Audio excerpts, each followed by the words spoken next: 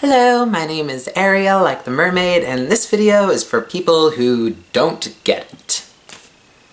To people who don't get it, I get it. You don't get it. You don't get being trans. You don't get being non-binary. You don't get being bisexual. You don't get being gay. Whatever it is you don't get, I get that you don't get it. And that's fine.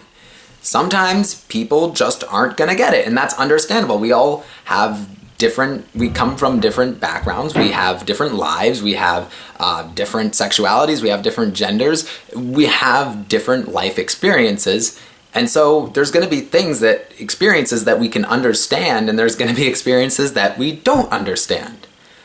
However, just because you don't get it does not mean that you can use the fact that you don't get it as an excuse to be disrespectful to people. It's okay if you don't get the idea of someone being trans. However, that does not excuse you from using wrong pronouns, using the wrong name. You still, regardless of the fact that you don't get it, does not excuse you that you can still recognize that someone prefers to go by a certain name and prefers to be referred to by certain pronouns and prefers to be referred to as a man or as a woman or as neither. You still can recognize a person's preferences and you can respect that. Just because you don't get it does not mean that you can't recognize a way to be respectful to that person. Similarly, just because you don't get how someone can be bisexual or you don't get how someone can be gay or whatever, it doesn't excuse you for completely disregarding their sexuality and completely disregarding who that person falls in love with. You have to recognize, okay, I don't get it, but that's because I don't come from that perspective. I can't understand what it's like to be attracted to a person of the same sex because I'm not attracted to a person of the same sex.